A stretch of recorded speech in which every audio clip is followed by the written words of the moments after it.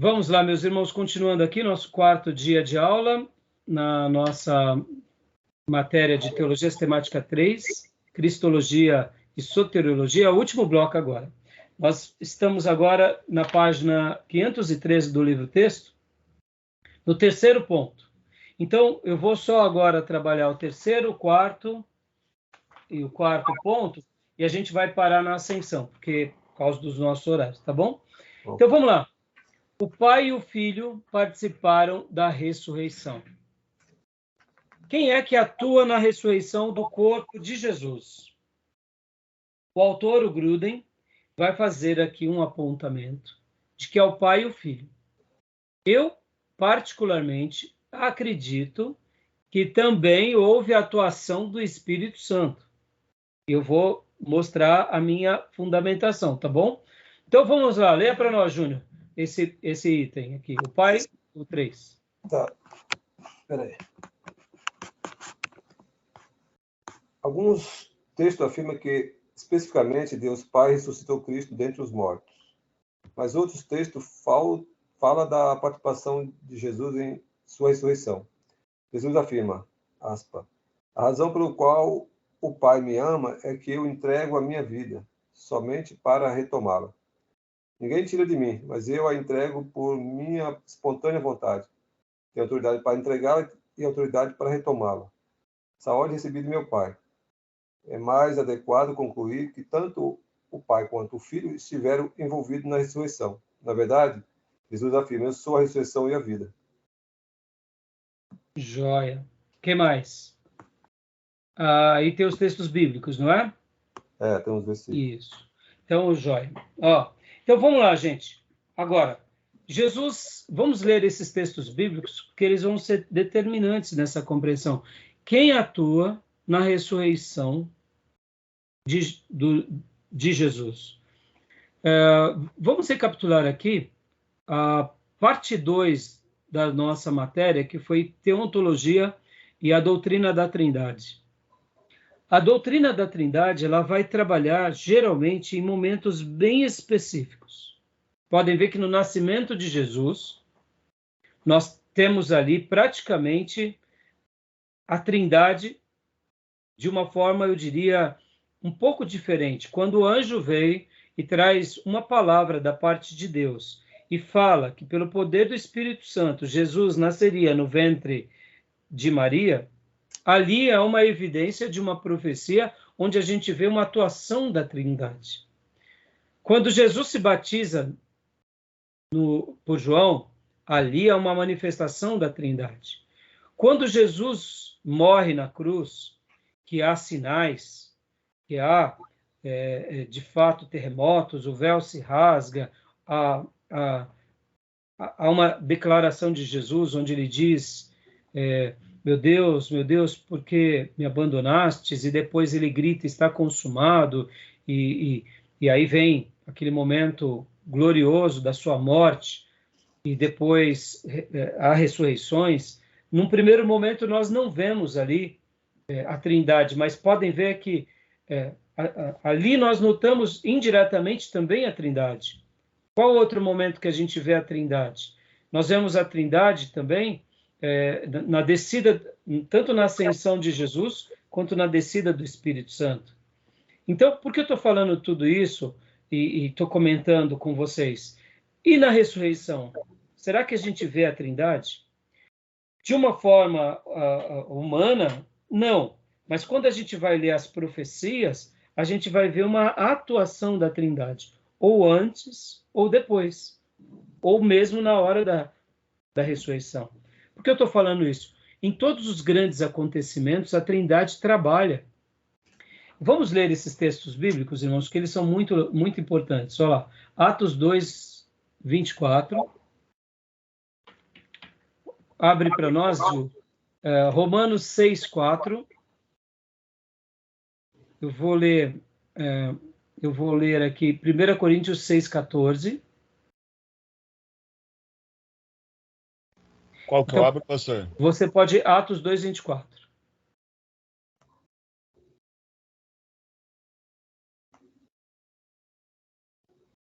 Ok. Pode ler. A qual Deus ressuscitou, soltas as ânsias da morte, pois não era possível que fosse retido por ela. Joia. Júnior, leia para nós Romanos 6:4. De sorte que fomos sepultados com ele pelo batismo na morte, para que, como Cristo ressuscitou dos mortos, pela glória do Pai, assim andemos nós também em novidade de vida. Percebam, Cristo ressuscitou dentre os mortos pela glória do Pai.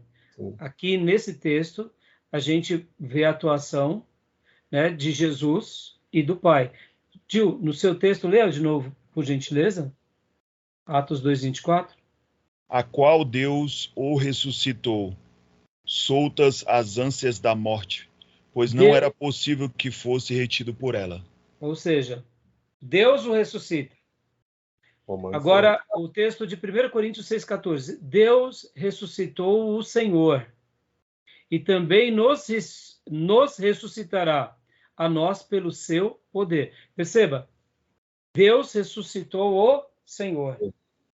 Agora, vamos continuar lendo. Gálatas 1:1, Gil, e Júnior, Efésios 1:20.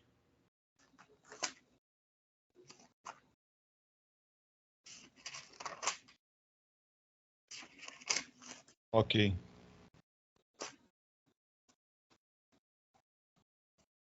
Pode ler, Gil. Paulo, apóstolo, não da parte dos homens, nem por homem algum, mas por Jesus Cristo e por Deus Pai, que o ressuscitou de dentre os mortos. Olha só, mais uma vez, Deus Pai. Então, percebam que a maioria dos textos vão falar que o Pai atuou junto com o Filho. Uhum. O Pai envia o Filho. E no momento da ressurreição, o Pai ressuscita o Filho. Está sendo ratificado por vários textos, né? Uhum. Então, continua agora, Efésios 1:20, Júnior, por gentileza. Que manifestou em Cristo, ressuscitando-o dos mortos e pondo-o à sua direita nos céus. Joia. Outros textos que a gente leu, nós vimos que Deus. Aí entendemos na pessoa de Deus o quê? A pessoa da Trindade, lembra disso? Deus é 3 pessoas. Lembra disso? Uhum. Então, agora vamos aqui, como a gente viu também, lá em João 10, 17 e 18, como no próprio livro texto já até cita, né?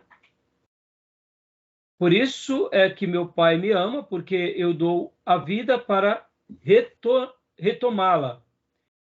Ninguém tira de mim, mas eu a dou por minha espontânea vontade. Tenho autoridade para dá-la e para retomá-la. Esta ordem recebi de meu Pai. Ou seja, o Pai e Jesus também agora falando sobre o poder de ambos, da ressurreição. Podem ver que aqui Jesus, ele se põe em pé de igualdade com o Pai. E o texto também aqui que nós vimos há pouco, eu sou a ressurreição e a vida, João 11:25. Então, agora eu quero ler com vocês o texto de Romanos 8:11. Vamos lá, para Romanos 8:11.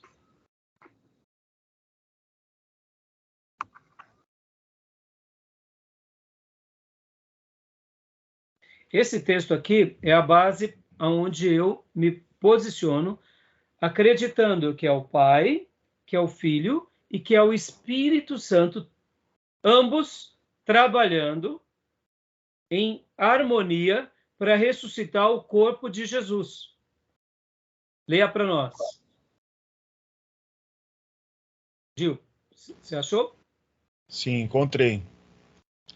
E se o Espírito daquele que dentre os mortos ressuscitou a Jesus habita em vós, aquele que dentre os mortos ressuscitou a Cristo também vivificará os vossos corpos mortais pelo seu Espírito que em vós habita. Olha só essa correlação aqui, essa construção temática do versículo tem uma relação direta entre o poder que atuou no corpo de Jesus pelo Espírito Santo e o poder que atua no nosso corpo mortal, que é pelo Espírito Santo. Quem habita sobre nós hoje é o Espírito Santo. Nós só conseguimos compreender e seguir a Deus pelo poder do Espírito Santo. Então, na minha versão, muda um pouquinho, eu estou na interlinear, que diz: se habita em vós o Espírito daquele que ressuscitou a Jesus dentre os mortos, opa! Então, na minha concepção, Romanos 8:11 está já afirmando que o Espírito Santo também atuou. Junto com quem?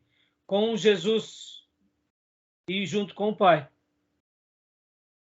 Esse mesmo que ressuscitou a Cristo Jesus dentre os mortos, vivificará também os vossos corpos, o vosso corpo mortal, por meio do seu Espírito que em vós habita. Quem é que habita em nós? Espírito Santo. Ora, minha carne é fraca, mas o Espírito está pronto. Quem é que mortifica a nossa carne? É a nossa autojustiça? São as nossas penitências? São as nossas crendices? Não. Quem nos vivifica e nos ajuda a mortificar a carne é o Espírito Santo. É o poder dele subjugando a nossa natureza caída e fazendo com que a natureza, que agora divina, ou melhor, a divina por causa dele, não por causa de nós, vai trabalhar no nosso espírito, mortificando a nossa carne. O que o texto está dizendo aqui, de forma pragmática, é: assim como o Espírito Santo pegou um corpo que estava morto, gélido, sem vida, e trouxe vida, porque ele é Deus, esse mesmo Espírito Santo vai pegar agora um corpo que não é tão... é um corpo quente, mas pecador que só. Mas, ao mesmo tempo, se trouxe vida num corpo morto e deu a ele um corpo glorificado, por que não vai fazer conosco enquanto a gente estiver na caminhada? Isso é fantástico. Aqui Paulo está pegando de forma prática, mas, ao mesmo tempo, ele tá sendo guiado por Deus numa revelação mostrando que também o Espírito Santo trabalhou no corpo de Jesus. Eu acredito nisso. O nosso irmão, inclusive, aqui, ele vai fazer algumas defesas. E quando você for ver, ele vai colocar uma nota de rodapé. O item 17. O último, lá depois de Hebreus 7:16. Dá para ver que tem Hebreus 7:16? Tem uma nota de rodapé. Tem uma nota de rodapé, né? Tá bom? Então vamos lá para Hebreus 7:16 e vamos para a nota de rodapé. E vamos parar por aqui. Então, aqui, ó, Hebreus 7:16. Constituído não conforme a lei de mandamento carnal, mas segundo o poder de vida indissolúvel. Né? É o que está dizendo Hebreus 7:16. Agora vamos ler a nota de rodapé. Irmãos, deixa eu, antes de concluir aqui, para a gente ler a nota de rodapé, parar aqui por aqui. Olha só. Essas notas de rodapé, elas são muito, mas muito boas. Inclusive eu tinha separado uma nota de rodapé do módulo anterior. Acabei não lendo para vocês. Puxa, pulei. Até separei, está até grifado aqui. Voltem lá na doutrina da expiação, porque vamos ler essas duas notas de rodapé para a gente encerrar. Na doutrina da expiação, quando a gente falou no bloco anterior sobre a expiação parcial, peguem a nota de rodapé número 35.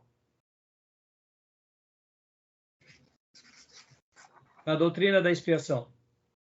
Leiam, irmãos, aprendam isso. Tudo que tem num livro teológico, e num livro bom, deve ser apreciado. Inclusive as notas de rodapé. Muitas vezes os autores eles vão colocar pérolas preciosas nas notas de rodapé, tá bom? Acharam?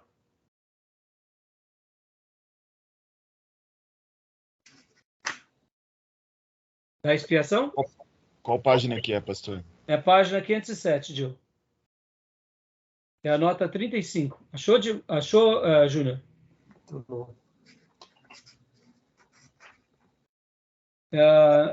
Geralmente a nota de rodapé é no final, né? Então você vai pegar lá o material de expiação Então, e as últimas páginas.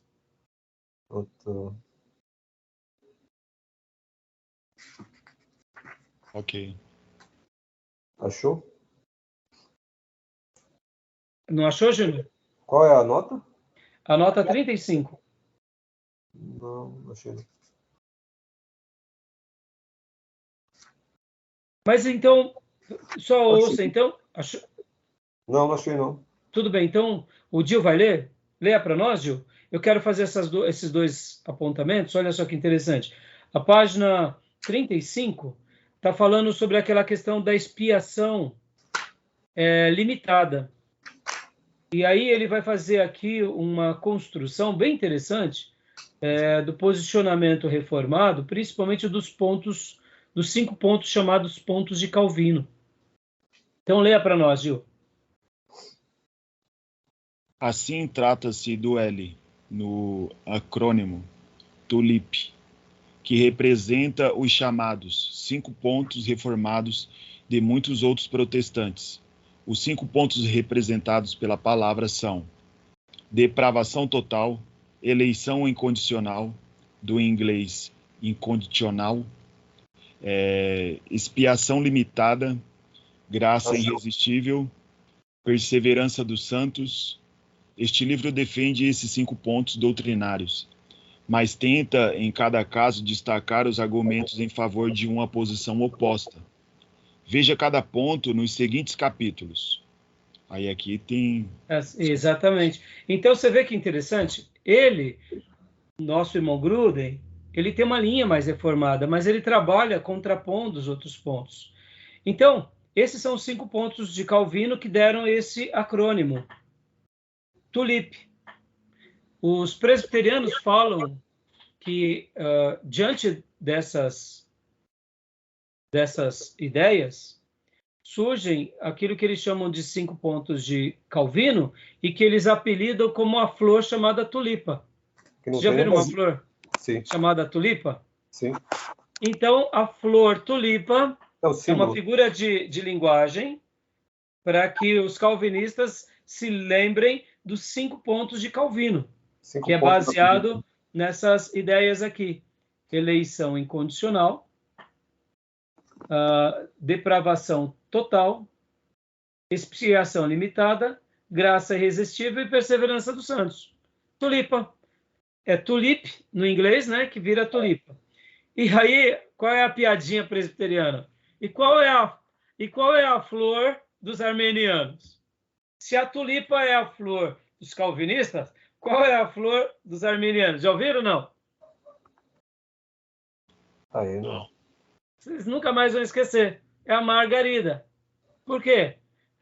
Bem me quer, mal me quer. Você escolhe, né? Bem me quer, mal me quer. Esses presbiterianos são, né?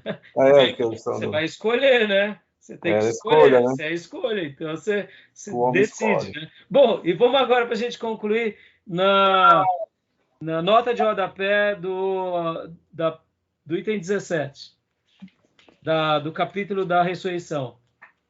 Vai ser na página 521. Achou, Gil? Sim, pastor. Olha só, o que está escrito. Visto que as obras de Deus geralmente são obras de toda a Trindade, provavelmente é verdadeiro dizer que o Espírito Santo também esteve envolvido em ressuscitar Cristo dentre os mortos. Mas nenhum texto das Escrituras afirma isto explicitamente. Mas veja em Romanos 8:11. Então, na opinião dele, Romanos 8:11 não está explicando explicitamente. Para mim, tá. Entendeu? Então, são leituras. Uhum. Seria errado dizer que o Pai, o Filho e o Espírito Santo participaram da ressurreição? Na minha opinião, não. Podemos afirmar categoricamente que o Pai e o Filho sempre estiveram? Sim. Mas seria errado dizer também que acreditamos que o Espírito Santo não atuou? Não. Ele mesmo não vê que houve uma citação tão direta, né, como ele mesmo contra-argumenta aqui. Uhum. Ele não afirma de forma explícita. Para mim, esse é o texto que dá a base nessa leitura. Tá bom, meus irmãos? Sim. Então, paramos aqui, por causa do horário. Pastor Johnny, só porque o pastor Johnny chegou agora, né, pastor? Ô, meu pai. Acabei de entrar em casa. Oh, meu Deus. Então depois você veja. Deu para ouvir bastante, pastor? Deu para ouvir bastante. Né? Só para participar que é mais difícil, né? Sim. Mas aí depois aprecia com calma, tá, pastor? Para não perder nada, porque eu trabalhei bastante dentro da perspectiva da expiação, né? Então acho que são acréscimos bem importantes para vocês, tá bom? E hoje eu queria ter concluído aqui a ressurreição, mas vai ter que ficar para semana que vem, ressurreição e os ofícios de Cristo. Faltou pouca coisa, irmãos, né? Faltou pouca coisa, mas vamos parar aqui nessa página, o significado doutrinário da ressurreição, tá bom? Ok. Tá bom? Beleza. Paramos aqui. Tá joia, meus irmãos? Alguma dúvida? Não, tranquilo. Beleza, pastor. Querem fazer algum apontamento? Não? Não, tranquilo. Então Salvação tá bom. limitada. Então. A gente acredita nisso, né? Mas assim, irmãos, por isso que fazer teologia é bom, porque a gente vai respeitar, desde que a pessoa não vá para caminhos heréticos, que nem agora, ó, você viu, eu estou contra-argumentando com o Gruden, e eu particularmente, ele coloca uma nota de rodapé. Eu não tenho como não ver o Espírito Santo atuando na ressurreição, porque a Trindade ele vai atuar. Aí talvez você diga assim, mas eu quero mais base. Tá bom, Atos 2, 24, 1 Coríntios 6, 14, Deus ressuscitou Jesus. Deus é quem? Quem é Deus para nós? É trino. Então, são bases. Agora, realmente, os textos vão ser mais contundentes, o Pai e Jesus. Mas esses textos, junto com Romanos, na minha opinião... Agora, o problema é se a gente coloca Maria, né? Ressuscita também, aí problema. Mas fora disso, né? Tá bom, meus irmãos? Fechou? Fechou. Então, Deus abençoe. Graças e paz a todos para vocês. E que, querendo Deus, nos vemos quinta-feira. Tá bom, meus irmãos? Deus abençoe. E com as minhas ovelhinhas eu vejo amanhã. Boas melhoras para o seu irmão aí, irmã. Deus abençoe. Melhoras. Deseja para ele melhoras, tá, minha irmã? Amém. Deus abençoe.